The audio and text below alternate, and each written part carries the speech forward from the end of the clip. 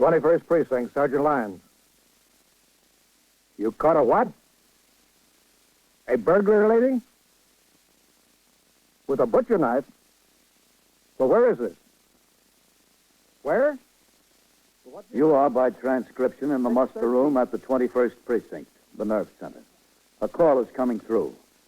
You will follow the action taken pursuant to that call from this minute until the final report is written in the 124 room at the 21st Precinct. All right, lady, I'll send the officers right over there. Yes, ma'am, right away. Just be careful till they get there. 21st Precinct. It's just lines on a map of the city of New York. Most of the 173,000 people wedged into the 9/10 of a square mile between Fifth Avenue and the East River wouldn't know if you asked them that they lived or worked in the 21st. Whether they know it or not, the security of their homes, their persons, and their property is the job of the men of the 21st Precinct. The 21st. 160 patrolmen, 11 sergeants, and 4 lieutenants, of whom I'm the boss. My name is Cronin, Vincent P. Cronin. I'm captain in command of the 21st Precinct. I was doing night duty, 4 p.m. to 8 a.m. After I turned out the platoon for the night tour and cleaned up the paperwork that had accumulated since I was last on duty 22 hours earlier, Sector Car number 2 came by the house for me, and I went on patrol of the precinct with Patrolman David Meister as operator. When the commanding officer is on patrol in an RMP car, he assumes all the duties of the car's recorder, which includes signaling on the two-way radio and keeping the desk officer informed by telephone of all police action taken by the crew of the car.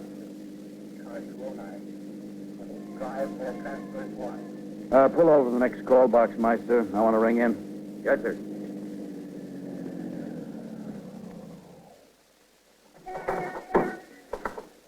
I'll just be a second. Yes, sir.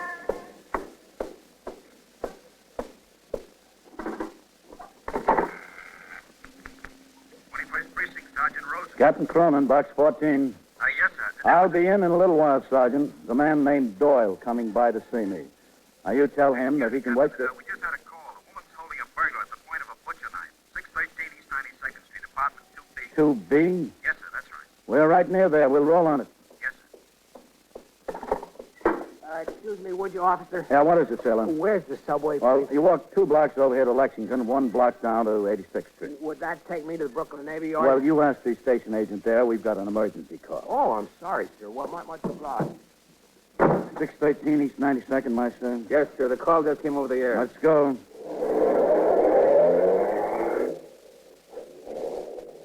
The crime of house burglary is often the specialty of narcotic addicts, many of whom are dangerous when cornered. A citizen who attempts to detain a felony suspect is in grave danger. The fact that this citizen was reported to be a woman and was also reported to be holding a burglary suspect at the point of a butcher knife made the call all the more urgent. All emergency radio calls are directed at a particular sector car. In addition, the sergeant's car must respond to every call, and, according to the manual of procedure, all department vehicles within a radius of 5 blocks from the scene of the crime must make the run, irrespective of sector, precinct, or division boundary lines. In this instance, it happened that we were closest to the scene. The run was a short one. We were the first car to arrive. That's it, Captain. Pull in. Now, let's go. Yes, sir. Apartment 2D, wasn't it? Well, they said 2B at the house. Locked, Captain. Hit the bells, all of them. Somebody will push the button. I can see to the top of the stairs. You hit them all? Yes, sir. There it goes. Put the door in the latch. Yes, sir, I did. All right. There's an apartment door open up there. That could be it. Here. It is it. Inside. Well, you got here fast enough. Is that the burglar? I'm not a burglar. Oh, yes, you are. This is ridiculous. All right, now, take it. Ridiculous. I This said is all not right, so. lady. Give me that knife, lady. You won't let her get away. Give me the knife. All right. All right. Now, what's this all about? I'll tell you what it's all about. There's Keep not off a my word place spoken and in I All can right. see what Well, has to say. both of you take it easy, huh? Okay, just answer my questions. Sergeant Lyons, Captain. Is everything okay, Captain? Yeah, that's all right. I'll get the others back on patrol. Okay. Okay, everything's under control. Secretary Is this your apartment? Yes, that's right. What's your name, please? Mrs. Eckerty. Mrs. Catherine Eckerty. Do you know what she did? All right. She was... All right, hold it. What's your name? Mrs. Equity. Mrs. Marie Equity. You live here? She does not. Let her answer, please. Do you? No. You two related? In a way, sort of. Not by blood. We're not my blood. That's one thing. I'm Ladies, thankful for. please, now just a second, huh? One at a time. Now, you. How are you related? I'm married to Joe, and she's married to Eddie, and Joe and Eddie are brothers. Is that right? Yes, she's Joe's wife. At least they're married. Now, what kind of a crack is that? You know what I'm talking about. I don't know what you're talking now, about. please, Don't ladies. more crack like that. Okay, now hold it. What's this all about? Why did you call the police? And why the knife? I caught her stealing from my apartment. You were. I caught Ladies, just a second. What do you mean you caught her stealing? I came home and found her taking some of my things. They're not your things. They're Dad's. They're mine. You know they're not. Mine. You know they are not Hold yours. it just a minute, please. All right. Meister. Yeah, Captain. A fine thing. That's all I've got to say. Everybody's back on his job, Captain. Oh, good, Sergeant. Mrs. Eckety. Yes. Yes, what is it? This, Mrs. Eckety. Marie.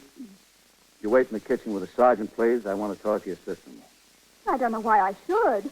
There, you see, she's just plain stubborn. Don't you call me If stubborn. you please, just a minute. Sergeant, this is Mrs. Marie Eckety. Would you go into the kitchen with her? Yes, sir.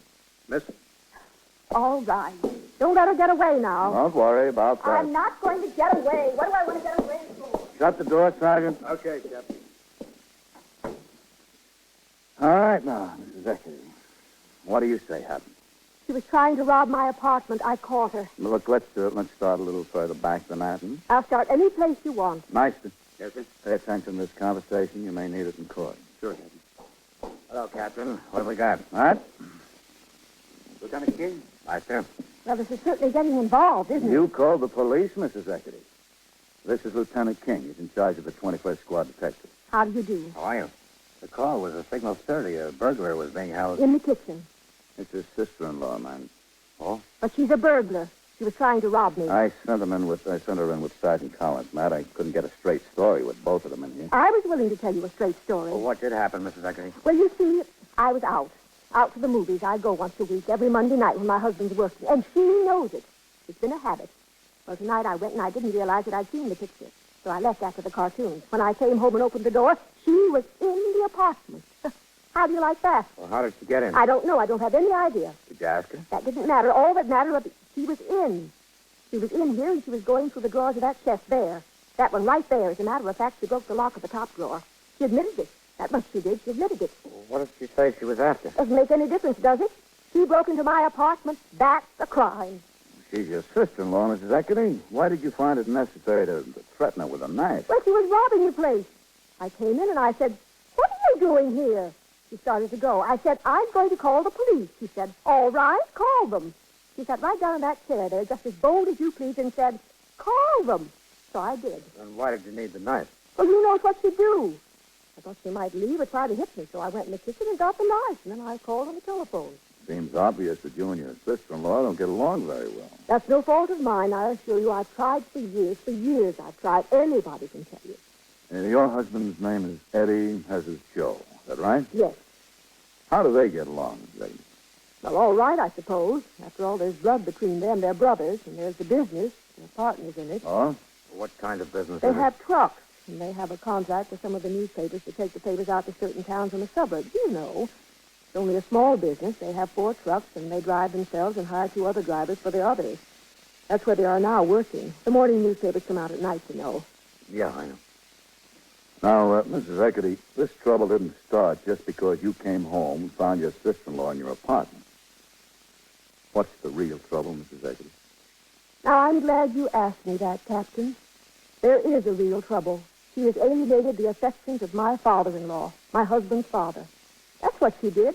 She caused him to move right out of here and over to her house, right out of here after he'd been living with Joe and me for 5 years, since my mother-in-law died. She poisoned that nice old man's mind against me and moved him right out of the house. Right out of the house. That's what she did. Now, wait a minute. You mean there was an argument over who your husband's father should live with, and you both wanted him? Well, I wanted him for himself, but she's after his money. She expects Dad to leave it all to her just because she has 2 bratty grandchildren. Oh, I see. Well, why do you think she broke in here? Oh, that's easy.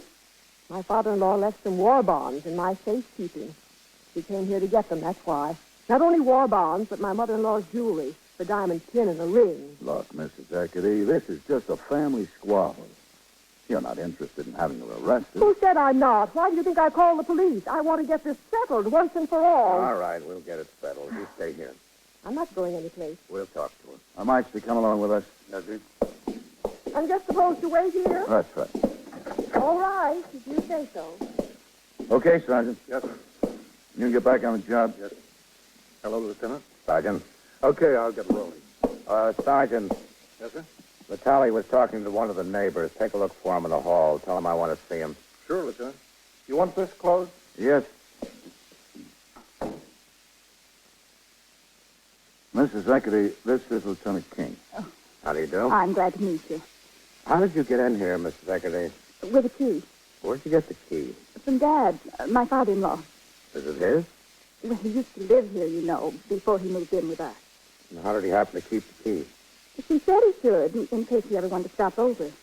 Did he give you the key? Well, Did he? I took it. Without asking? I'm sure it was all right with Dad. When was this you took it? Tonight, after supper, I took it off his dresser. Oh, if your father-in-law had some things here, why didn't you suggest that he come over here himself and get them instead of causing all this trouble? I asked him 1,000 times, but he's afraid of her. He's afraid to death of her. He was living in a chamber of terror here. You can believe me about that.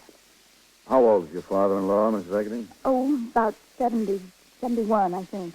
And when did he move over to your house? Well, we finally got him to come 3 weeks ago. He'd been wanting to come for years, but finally he decided definitely that he wanted to spend more time with his grandchildren. I've got 2. Joe Jr. is 4, and Jamie's almost 2. But there wasn't anything for him to do here except sit around and read the newspaper. You couldn't get a word of decent conversation out of her. Nobody can. Where's your father-in-law now? Home, at my house, with the children. Of course, they're asleep, but he just loves to sit with them. Does he work? Dad? No. He retired years ago. He started the business Joe and Eddie run.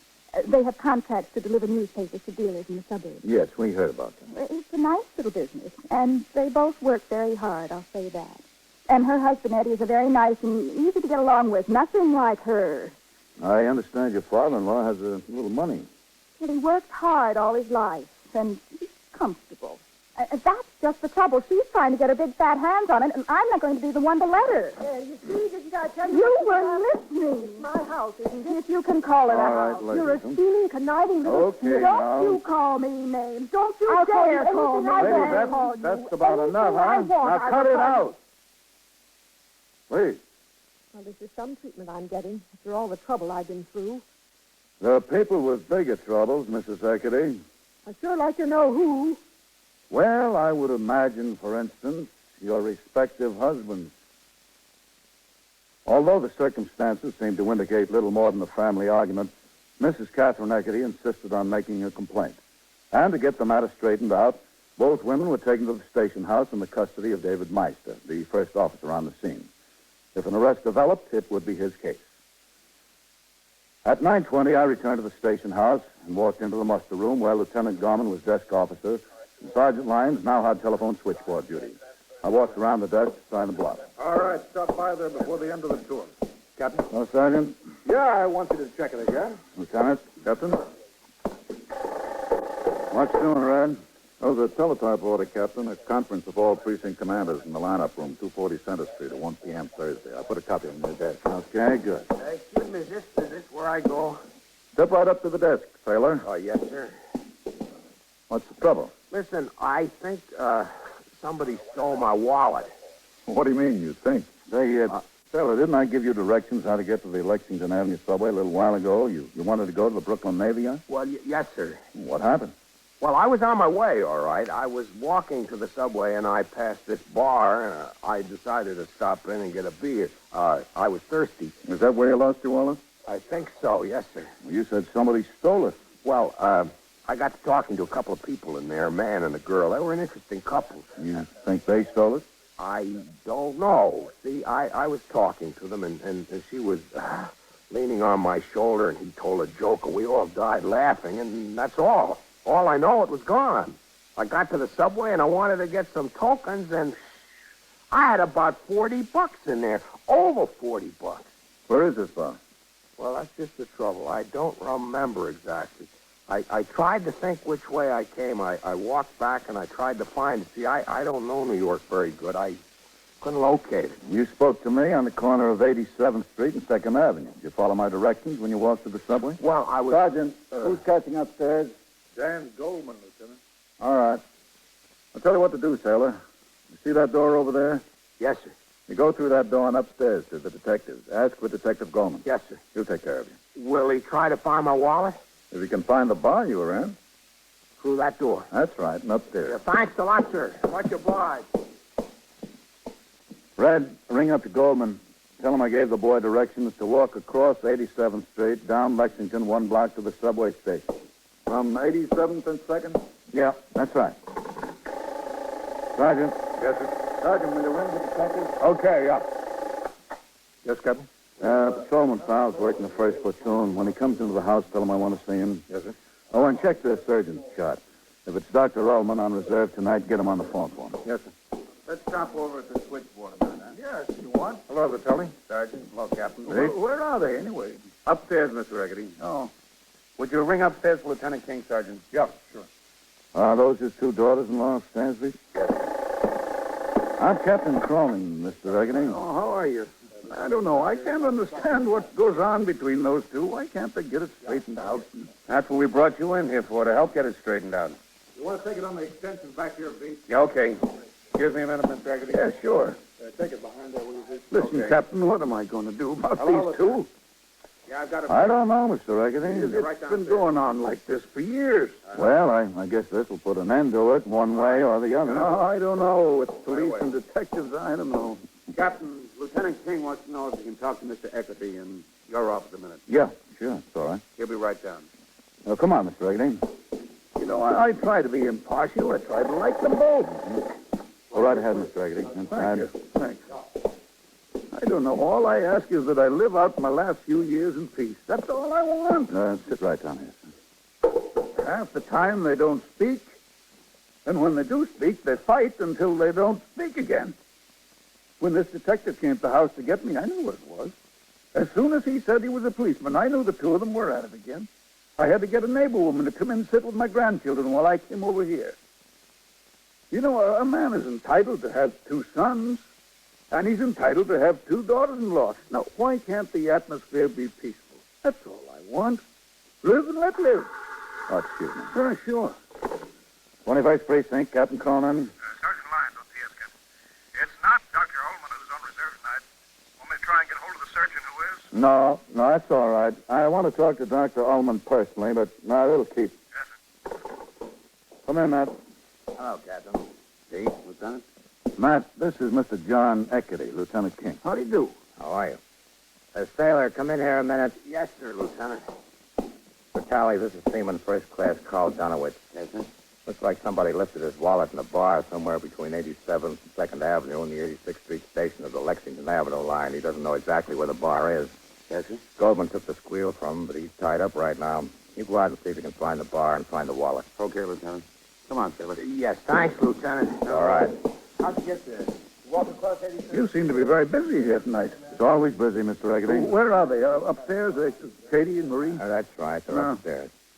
Now, look, Mr. Eckety, we've got all kinds of troubles around here. We've got car thieves, got narcotic addicts, got robbers, everything you can think of. We don't need family arguments. Yes, I know. Where are your 2 sons, their husbands? Couldn't they try to get here? Well, the detective said he tried to locate them, but they're out on the trucks, I'm sure. They're delivering the first editions. Well, Mr. Eckety, have they taken any action to stop what's going on between their wives? Oh, they've tried. They've tried for a long time, but they gave up. It just got too much for them. They're brothers, and they have the business. They don't want to get into the fight themselves, so they just ignore it. Well, it can't be handled by ignoring it. Well, I try to make peace, but what can I do? Mr. Eckety, your daughter-in-law, Catherine, accuses Marie of breaking into her house and attempting to take some war bonds and some jewelry. Oh, That stuff yours? yes, sure. The bonds are mine, and the jewelry was my wife's. Did you intend for Marie to go over and get them? Did you tell her you wanted her to do that? Well, I don't know. They're safe in one place, the other, but you ever indicate to Marie that you wanted her to go get them? We talked about it, the pro and con. Did you tell Catherine you wanted to leave the stuff there? Well, I didn't say anything definite. Mr. Eckerty, what do you think is the basis of the trouble between your daughters-in-law? Well, I suppose they don't just like each other. I mean, what do you think the real source of the trouble is? Well, I guess it's money. My money. You mean which one you're going to leave it to? Yes. Now, isn't it a fact that you've first given one reason to believe that you'll leave it to her side of the family, then you've turned around and said the same thing to the other? Not exactly, no. Well, you move from one family to the other every few years or so, don't you? Well, that's only because I want to share my time, that's and all. you have stated on occasion to either one or the other that they're going to be the principal legatee of your estate. My estate doesn't amount to that much for them to fight about. I understand it's considerable. Isn't that true? Well, I'm no millionaire, if that's what you mean. I have a little money, $2. You've gone out of your way to encourage this conflict between them, haven't you? Haven't you, Mr. Eckerty? I wouldn't say that. I would, Mr. Eckerty. Yes, well, I suppose you're right in a way. I haven't done anything to stop it, I'll say that much. Captain, I'm over 70. I'm all alone. And fortunately, I do have a little money. I sat down, one day, and I wondered what would happen to me if I didn't have any money. Instead of fighting about which one I'd live with, it'd be just the opposite. They'd fight about which one should take me. I'd rather have them fighting to want me. Don't you feel a little bit bad about the dissension you've caused in the family and the trouble you've caused your sons? Yes, I've felt bad about that for a long time, but I don't know how to stop it. Well, here's your opportunity, Mr. Eckerty. Yeah, I suppose it is. We'd better go upstairs. But I hate to get in the middle. Mr. Eckerty, where do you think you are? Yes, that's true. That's very true. Come on. Captain, Yeah, I'm coming, Matt. we're going to need lots of help. I'm going up to the detective, Sergeant. Yes, sir. That way, Mr. Eckerty. No, all I wanted was peace and quiet. A little peace and quiet, that's all. And a little home life. Now, you can't blame me for that. Up the stairs. Suppose I was wrong, but it seemed so natural to have them want me. Guess I should have made them want me for myself, not for my money, huh? Don't you think? That would have been a lot better, Mr. Eckerty. Yeah, I know. Just a second here. Mr. Eckerty, I've got Catherine sitting in the squad room. Yeah. And Marie is in my office. I want you to talk to Catherine first. All right. There shouldn't be any arrest in this case. Let's get it straightened out. All right, I'll do what I can. Go ahead. Thank you very much. Well, Dad, this is where she finally wound up in the police station. Katie, You know what she did, don't you, Yeah, Dad? yeah. She broke into my apartment. She broke Now, in and look, I caught her red-handed. Katie, I caught want her. to talk to you. I told you what she was like. I saw it coming. I saw it plain as day. She's a thief, a plain All right, thief. all right, all You right. can't go on staying All there, right, Dad. Katie, now, where's Marie? I want to talk to her. You tell her, Dad. You give her a piece of your mind. In my office, Miss Eckerty. Plain thief, just a plain thief. Go ahead, Miss Eckerty. Marie, now, Dad, why did they have to bring you in this? Who's with the children? when the detective came, I got Mrs. Quinter to sit. Oh, You know Captain Cronin? Yes, we met earlier. hello. Now, Marie, what is this all about? You said you wanted your bonds and the jewelry back, didn't Marie, you? Well, as Marie. long as you didn't do anything, I just went over there to get them for you. Now, that wasn't very Well, I wise, Marie. did it, and she had me Marie. arrested. Now, you're not going to stand by and let her have the mother of your only grandchildren arrested, are you? yes. Are you going to stand for Look, that? look, Your Marie. only grandchildren, Dad. Supposing I have to go to jail and Yeah. those poor little things wouldn't have any mother, and it'd all be her fault. Now, wait a all minute. her fault. I said, wait a minute. All right, Dad. All right. Look, is it all right if Katie comes in here? Why? I think it's time we get this thing straightened out. Well, I'm very glad you're going to straighten her out. Miss Eckerty, would you come in here a minute? Now, you said it was all my fault, Captain. Isn't that what you said? That's what I Downstairs? said. No, it's yes. not your fault, Dad. It's hers. What do you mean, mine? Katie. That's what I said. Now, listen. He lived with me for 5 years, and he wants to come back. Oh, does he? You ask him. There's no need to ask him anything. All right, all right. You Now. have no right to speak that way. Oh, don't I? Shut up. Now, both of you, shut up. Dad. Now, I'll admit that I was partly to blame for what happened. But from now on, I'm not going to be made a beanbag to be tossed between the two of you. I'm through with it. The war bonds and the jewelry and my money and my stocks and everything else.